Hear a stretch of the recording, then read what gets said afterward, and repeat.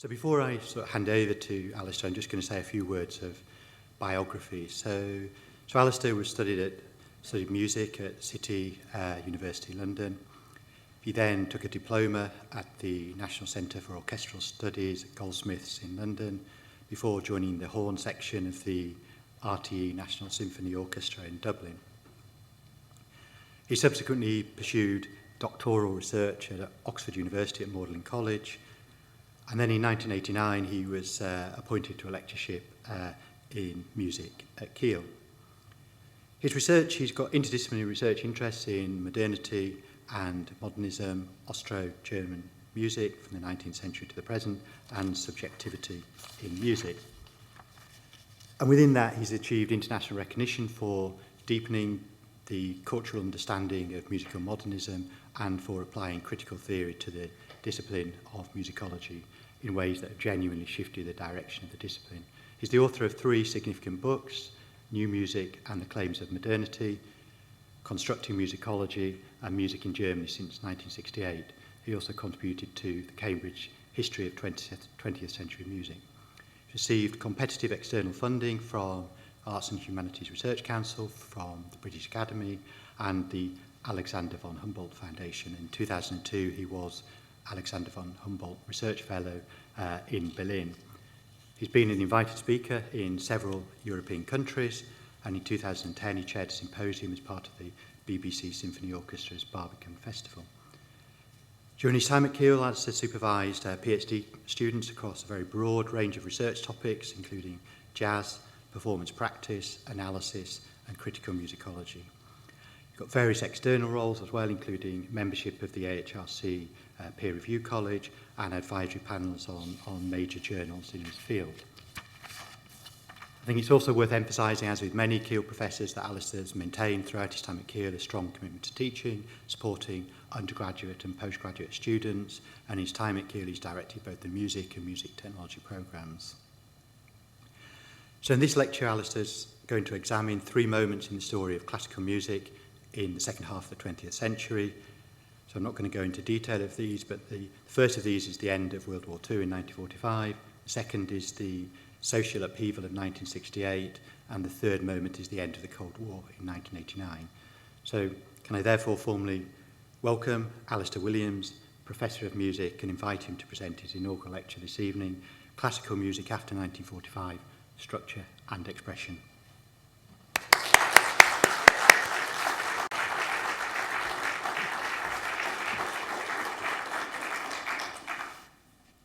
Well, thank you for that introduction, and thank you to everybody for turning up on this in this stormy weather, and thank you to the people who supported my promotion case. Well, it may be a relief to some of you to hear that I'm not going to be saying much today about the philosopher and cultural critic Theodor Adorno, but I will just say it was the renewed attention to his ideas during the 1980s and 1990s that initiated my interest in the cultural meaning of music. Indeed, his work was influential on the interpretive turn that musicology took in the 1990s. A recent definition of musicology by Lawrence Kramer describes the approach I'll be taking today.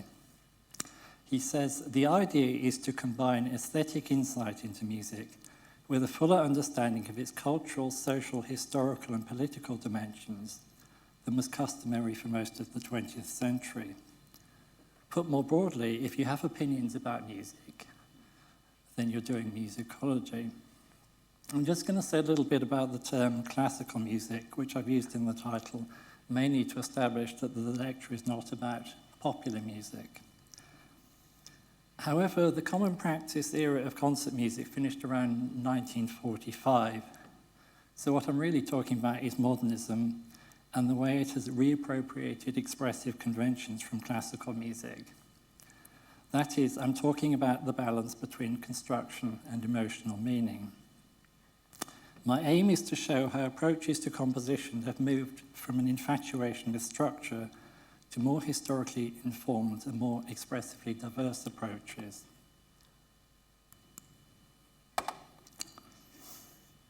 Well, we've already heard what the underpinning dates are, but I'll just go through them again. So I'm going to look at three moments in the story of new music after World War II, one from the early 1950s, one from the late 1970s, and one from the mid-1990s. And the key underpinning dates of these are the end of World War II in 1945, the social unrest of 1968, and the end of the Cold War in 1989. So my first case study is Pierre Boulez, who is a French composer and conductor, though his approach was international in both capacities.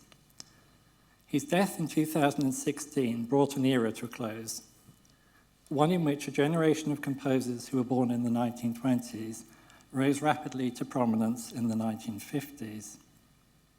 His career as a major conductor took off in the 1970s, most controversially as principal conductor of the BBC Symphony Orchestra. Some of you may remember the private eye column Lunchtime Au Boulez, which was devoted to orchestral gossip. So in the post-war years, the younger generation wanted to move away from the expressive conventions of tonal classical music and to pursue structural integration in a technical manner that would not be tainted by the past. In other words, they wanted a new start. In Europe, this tendency became focused in the summer courses that took place in the town of Darmstadt, in what was then the American zone of West Germany.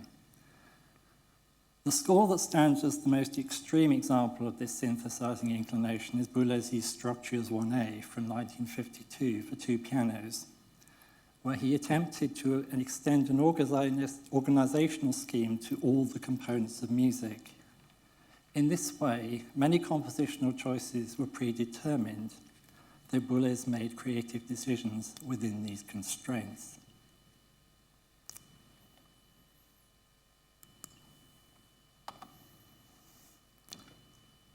So initially, he devised a numerical grid to determine the sequence of pitches, using the 12 pitches in an octave, and then used it arbitrarily, or somewhat arbitrarily, to establish 12 different durations.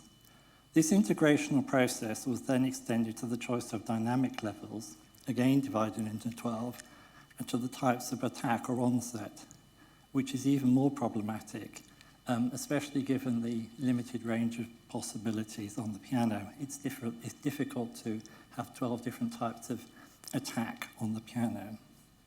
So he used a numerical matrix to determine pitch, duration, dynamics, and modes of attack, though he did make freer decisions regarding textures. So what he said was, I wanted to eradicate from my vocabulary absolutely every trace of the conventional, whether it concerned figures and phrases or development and form. I then wanted gradually, element by element, to win back the various stages of the compositional process, in such a manner that a perfectly new synthesis might arise, a synthesis that would not be corrupted from the very outset by external elements, stylistic reminiscences in particular. Okay, so I'm going to play a bit of this now. It is forbidding, so if you struggle with it, that's okay.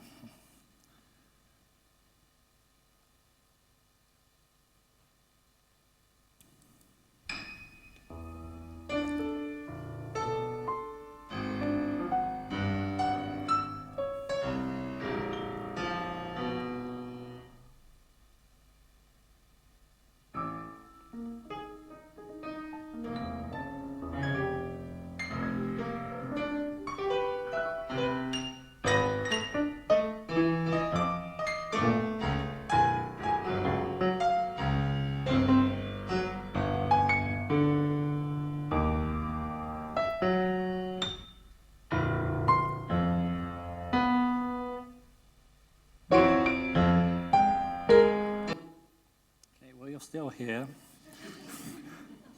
You won't be surprised to hear that this piece is often a primary exhibit in the question, why don't people like modern music?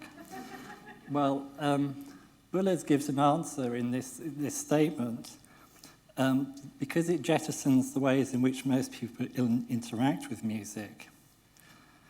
The merit of this approach is that its intention to rid music of established conventions creates an opportunity for the unexpected to happen. The price it pays for this aim, though, is that a preoccupation with construction depletes music as a medium of subjectivity, that is, as an expressive language. To paraphrase Ben Parsons,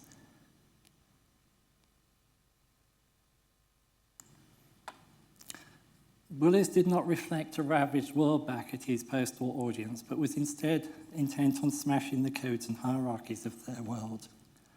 Yet this eradication of the past is a meaning of sorts, and the music also contains an egalitarian principle, because every note is supposed to be equal, even if this social interpretation conflicts with the idea that the music is intended to be all about structure. It was this constructivist aspect, though, that contrasted so well with the Soviet socialist realist perspective that music should serve a social function. Indeed, it was during the years 1948 to 1953 that Stalin's culture minister, Alexander Saldanov, was at his most active in forcing composers to write folk-influenced music that would appeal to the people. The result was that the idea of spin-free structure led to modernism being amply funded in the West as a principle of freedom. Structures 1A threatens to undercut its own principles because it sounds somewhat random, hence order and disorder map onto each other. It was this property that was seized on by the American John Cage, who started to use chance procedures to generate music. In the large-scale piano score Music of Changes from 1951, he conveyed the aesthetic outcome in a similar way to Boulez. It is thus possible, he said, to make a musical composition, the continuity of which is free of individual taste and memory, he calls memory psychology, and also of the literature and traditions of the art. So, Music of Changes and Structures 1A stand as examples of highly constructed approaches to composition, which now have something of a retro feel to them, I think. In fairness, Boulez did acknowledge the limitations of this approach. He said, "Was this overriding concern with technique destined, in fact, to stifle all expression? Were we not set on a course that could only lead to what might seem to be a perfect technological rationality, but was in fact a monumental absurdity?" He did go on to moderate his style in the third piano sonata by using open form, and in the larger orchestral piece Rituel by using larger form and repetition with a commemorative function, possibly because as a conductor he was performing more expansive repertoire, such as Mahler's symphonies.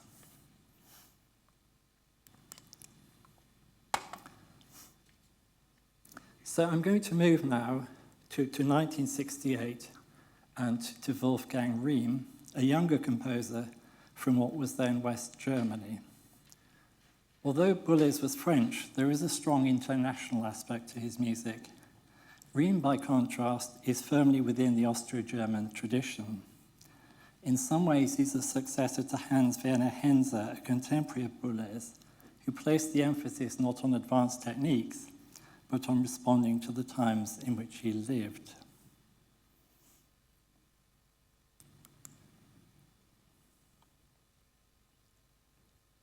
So in West Germany, as elsewhere in Europe and the USA, the protest movements of the 1960s conflated a number of issues, such as American military action in Vietnam, the emergence of a youth culture, especially in music, and frustration with discipline and authority. However, what set apart the protests in West Germany was that the younger generation felt its predecessors had failed to reflect sufficiently on the Nazi era amid the bustle of the post-war boom. The immediate consequence of this historical dynamic was a phase of political music. Now, I'm not going to be talking about political music today, other than to say that once it happened, or once it brought meaning back on the agenda, it facilitated an unexpected cultural shift that led to music in Germany becoming more historically reflective in the mid-1970s as composers sought to reconnect with the past and to expand the semantic resources of music. So it was known as the new subjectivity. So the new subjectivity stemmed not only from a renewed interest in tradition, but also from a wider green politics frustrated with the blinkered belief in the progress of technology and knowledge. And this impulse can be seen elsewhere in Russia, for example, with Sofia Gobedulina, whose violin concerto Offertorium combines modern and pre-modern spiritual worlds. Riem became well known at a very early age in the 1970s for scores saturated with historical memory, such as the Third String Quartet and music for 3 string players. Inclusivity in Riem's hands is not a matter of taking stable techniques from the past and rendering them unstable, but of responding creatively to an already present instability. What's more, he extends this approach to the lied, or lyric song, which was a genre much unloved by the post-war avant-gardes because it seeks precisely the sort of combination of emotion and musical effect that they had tried to avoid. So it looks back to a pattern of established meanings.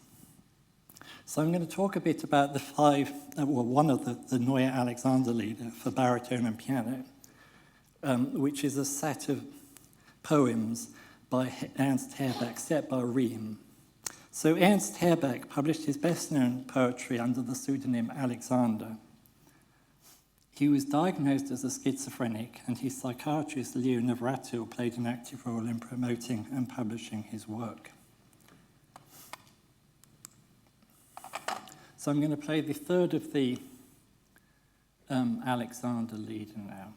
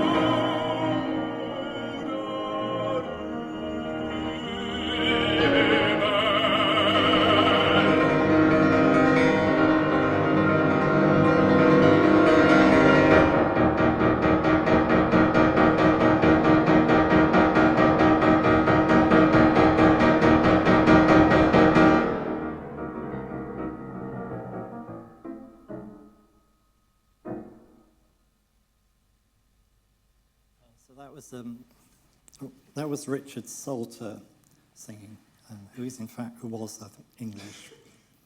So, well, I won't do audience questions. I won't ask you what this music reminds you of, but I'll hope the answer was Schubert. Anyway, there's Schubert on the slide, so that's a good indication.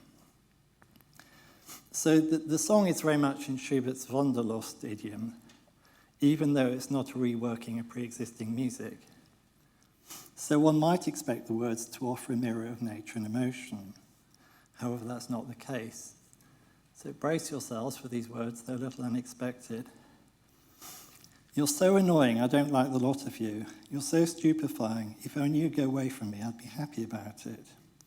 Well, clearly that's not a poem with a lot of hidden meaning. So really one would expect these words to be about nature. But even though they're not, they are in keeping with Schubert's preoccupation with social outsiders, as most famously depicted in the final song of the Winter's Journey, Die Winterreise, where the wanderer identifies with the lonely figure of the hurdy-gurdy man. Riem's song offers a volatile mix of confrontation and accommodation. So I'll just talk you through what happens in that song.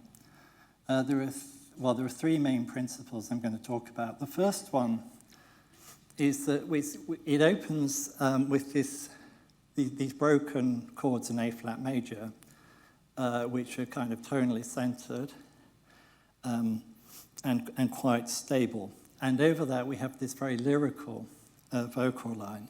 So all of that is suggestive of Schubert in nature mode, perhaps of suggesting the opening song of Die schöne Müllerin, Das Wandern, wandering, which depicts the mirror of nature.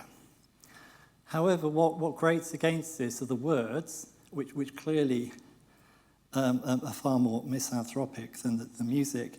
And in the piano, there are these accents which occur in the wrong places. So you'd expect accents to point up musical structure, that is, to point up cadences and really articulate the piece. But here, the accents move against the structure. The other thing that's a sort of mix of stability and instability in the song is that the vocal line finishes on this descent from E-flat to A-flat, which is, in terms of voice leading, is 5-4-3-2-1, which is about as tonally stable as it gets, but it ends on an A-flat seventh chord. Now, a seventh chord is a chord that needs to go somewhere, so instead of being a resting place, it ends on something that needs to go somewhere else. So one thinks about this song, and on the one hand, it's clearly not modernist because it's tonal, or sort of tonal, and it sounds like Schubert. On the other hand, there's a clashing meanings in it, offer a modernist experience of anxiety and alienation. There's a third thing going on in this song that doesn't fit with the interpretation I've just offered. So if you take the romantic lead, it often finishes with a postlude in the piano. So that would be a solo passage in the piano, which is supposed to, well, was not supposed to, but often reflects on the song. So it would be a moment to reflect on the sentiment of the song. Well, there is indeed a piano postlude in this song, but it's far from reflective. It's where the accompanying pattern turns to these pounding E-flat minor chords. So these are chords that are consonant, tonally centered, etc., but they become dissonant through sheer repetition. In other words, they start to lose their meaning as tonal building blocks because of the way they're hammered out. So they're experienced as visceral intensities or as sound objects that lack tonal meaning. If we look at Jacques Lacan's semiotic interpretation of schizophrenia as the break with the authority of language, Frederick Jameson has built on that and articulated a cultural form of schizophrenia in which intensities detach the present from the past and displace the well-established associations of anxiety and alienation. This idea relates well to the way that the throbbing chords of Riem's song are detached equally from the authority of tonality and the alienation heard earlier in the song. The song is semantically rich because it jostles old-style anxiety alongside new-style intensity. It transforms a Schubertian affinity with nature into the volatile intensity of these chords. And it shares a quality with a lot of Riem's music, which is, on the one hand, it sounds familiar, and then it's not. It doesn't do what you expect. But on the other hand, it doesn't do what you expect because it's not just difficult. It sort of sounds familiar, but not quite. It sounds like Schubert, but it also sounds like Riem. It feels like Riem speaking in another language. So it can't be understood simply as a costume drama approach to heritage, because it seeks the strangeness of the past as much as its familiarity. So I'm just going to play this song again and just remind you of the three features in it. So there's the block of stable A-flat tonality and the lyrical line. Then the vocal line finishes with this descent, a down a fifth. And then finally there's this block of hammered chords in the piano.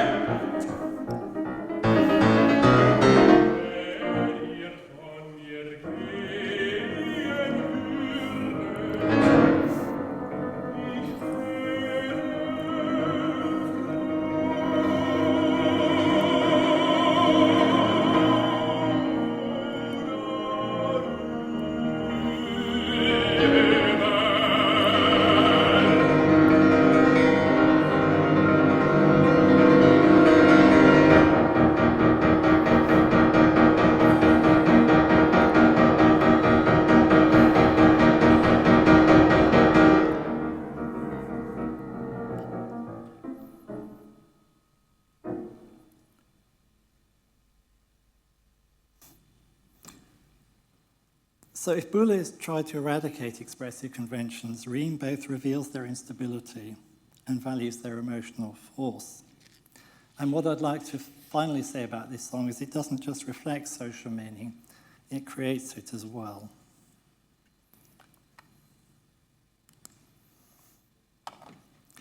Well, my next destination is 1989 and the composer Thomas Adès, who's at ease both with British quirkiness and European traditions. For music, the end of the Cold War indicated the point at which the post-war avant-gardes ceased to be an institutional force to be either followed or resisted. It also signalled the end of a privileged funding pattern. Boulez and Riem were composing at a time when the public funding of art was strong. Adès at a time when arts funding was more marketised and diversified. Finally, it marked the start of the internet and digital age in which music from the past can be easily accessed.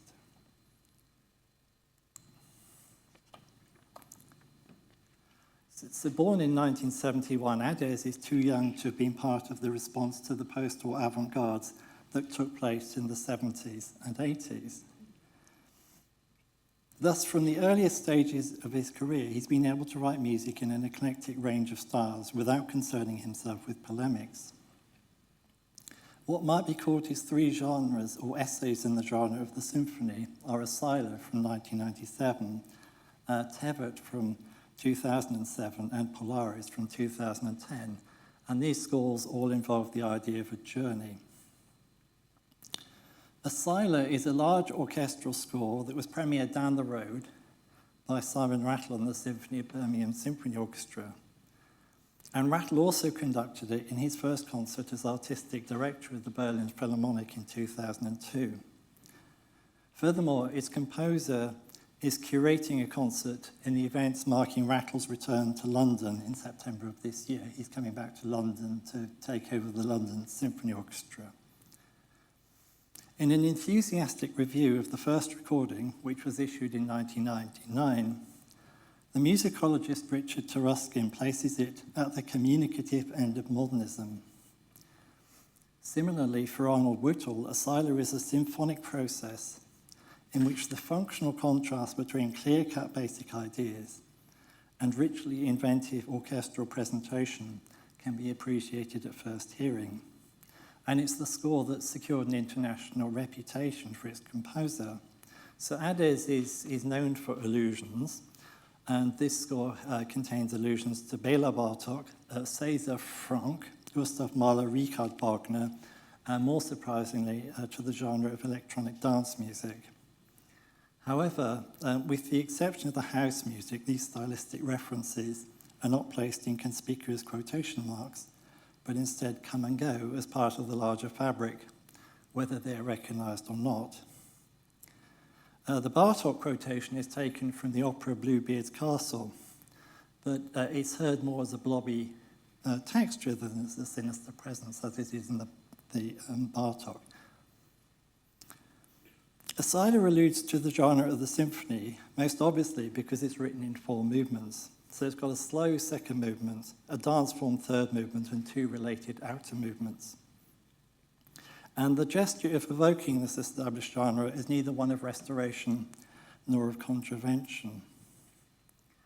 The programme note for the premiere of Asila has provided the coordinates by which the score tends to be navigated. It points out that the word asila, which is the plural of asylum, contains the dual meanings of confinement and sanctuary, and adds, reflecting these themes, the first movement evokes a sense of motion across open spaces. The inner 2 movements take place as if in an enclosed setting, and the finale bursts these confines to provide a final unexpected release. So Asila manages to combine modernist music with the programmatic ideas of the 19th century. And I'd like to consider this programmatic content in the wider sense of a search for a sense of release. In this way, symphonic form appears both safe and confining. Asila includes parts for 6 percussionists, and most of the opening writing is for instruments with metallic qualities, including tuned cowbells, which are heard prominently at the opening of the score. So Ades says of the cowbells, they've been a symbol of elsewhere in symphonic music. Elsewhere is an important word for me. It was Andre Breton, who I believe is the founder of Surrealism, who said life is elsewhere. The cowbells in a silo become a metaphor for elsewhere, as in Mahler or Webern. This comment's helpful and insightful, but it really only serves to confirm an association that's already available to the listener, not least because the cowbells are usually heard alongside an upright piano which has been tuned a quarter tone flat, which creates a further sense of elsewhere. The cowbells are a regular presence in the score, so the elsewhere idea is not confined to one type of mood or material, with surrealism being used more as a style than as a disruptive force. So I'll play a bit of this, and this is I think the original rattle recording. You won't hear it immediately, okay? So.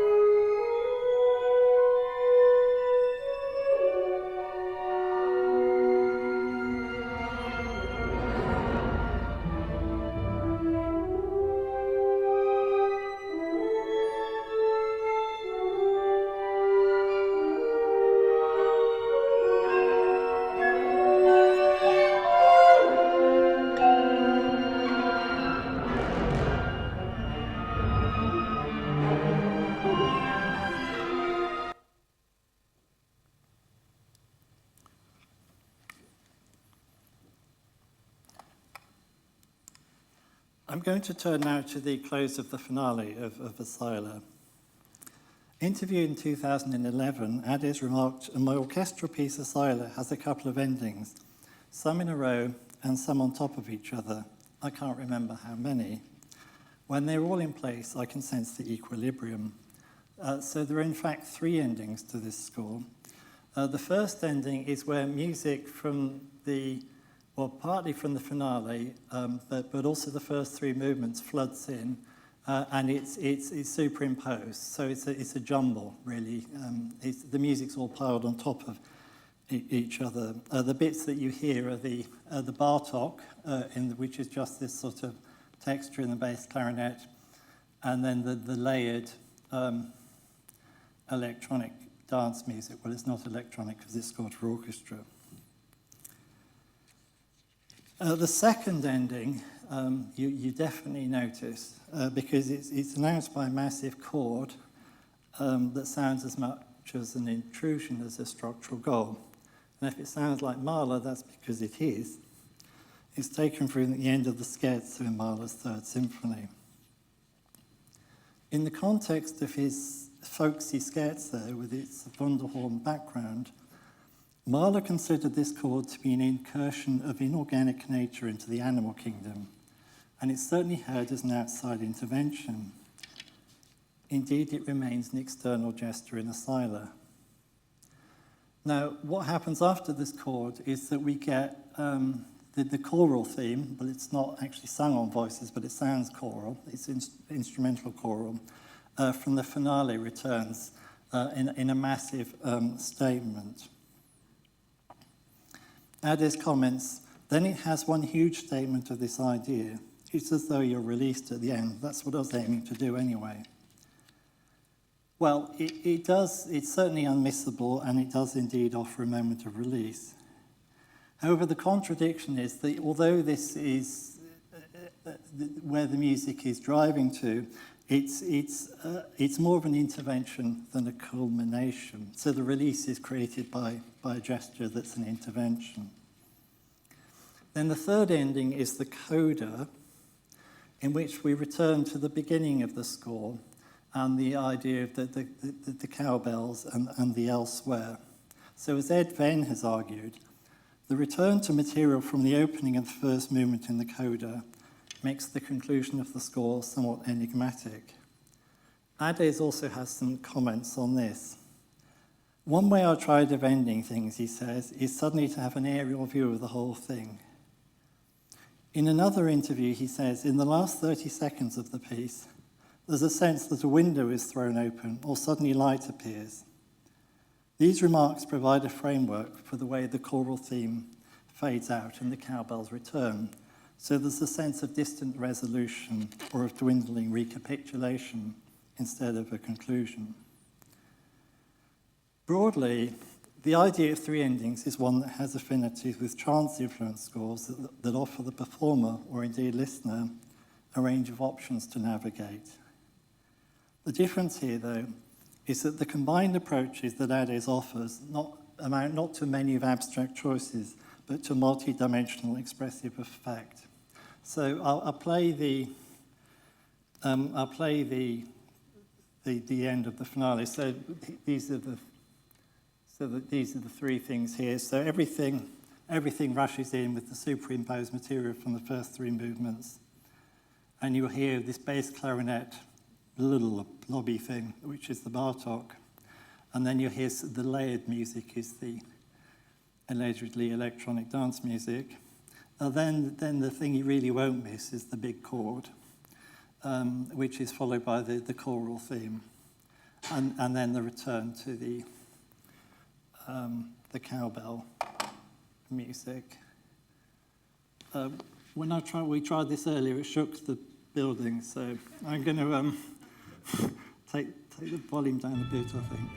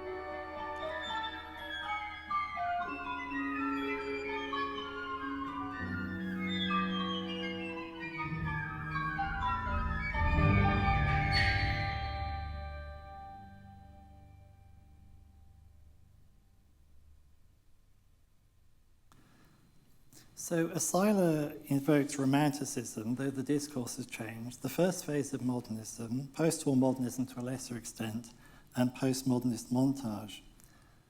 Although the score is conspicuously low-tech, it's representative of an internet age or the digital era in which a range of music is just there.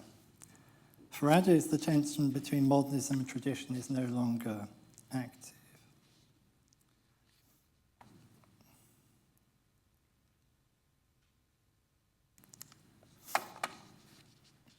Clearly, we've moved a long way from Boulez's early attempt to eradicate expression from music or established expression. Re-music stylistic reminiscence, partly as a science system and partly as an expressive resource, in a dialogue with modernism. Adès explores conventions by placing them in new constellations and by distorting them surreally, but without a modernist sense of clashing meanings. What Riem and Adès do share, though, is that they've taken from Boulez and Cage the liberating force of chance. It is this that allows them to use the expressive language of tonal music without anchoring it to the underlying structures. And if tonality can be reimagined in this way, then so can constructivist approaches to composition. Boulez certainly had a point about the expressive character of music having become static, but its meanings have proved to be more flexible and adaptable than he envisaged. Thank you for your attention.